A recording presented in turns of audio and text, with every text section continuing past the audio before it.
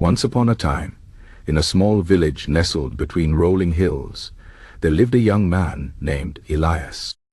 Elias was not born into wealth or privilege. His family worked hard just to put food on the table, and from a young age, Elias believed that life was meant to be a struggle. He saw his parents toil day after day, and he assumed that success was something only a lucky few could achieve. One evening, as Elias sat by the fire, his grandfather told him a story. It was about a traveler who had once passed through their village many years ago.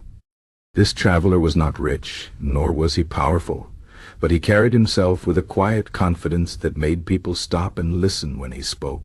The traveler had told the villagers something strange. Your mind is like a garden. Whatever you plant in it will grow. At the time, Elias didn't understand what that meant.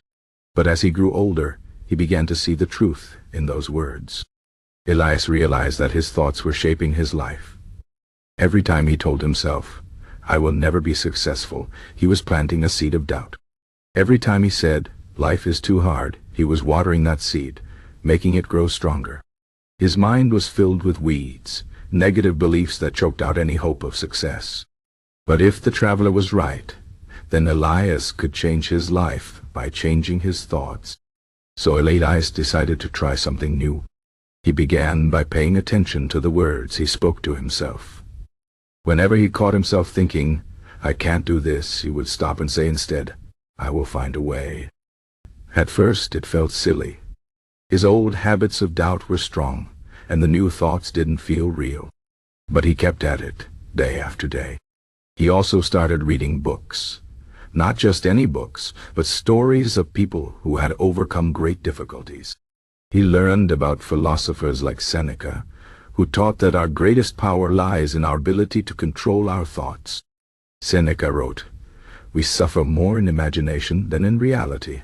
Elias realized that most of his fears were just stories he told himself, not real obstacles. One day, a merchant came to the village looking for someone to help with his business. The job required skills Elias didn't have, and in the past he would have said no immediately. But this time, he thought, "I can learn." He took the job, worked hard, and asked questions when he didn't understand. Slowly, he became better at his work. The merchant noticed his effort and gave him more responsibility. Within a year, Elias was managing a small part of the business.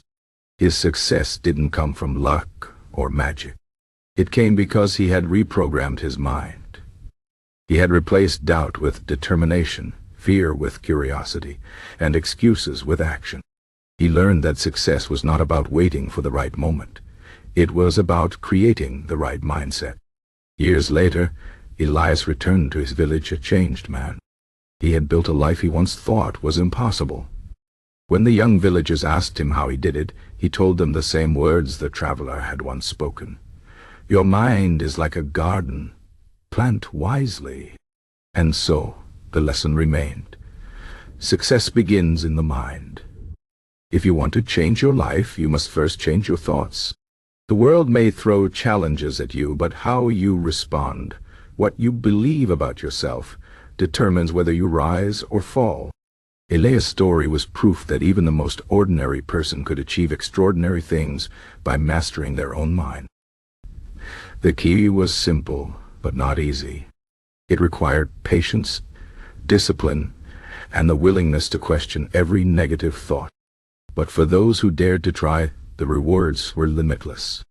Because once you reprogram your mind for success, the world opens up in ways you never imagined. And that perhaps is the greatest truth of all.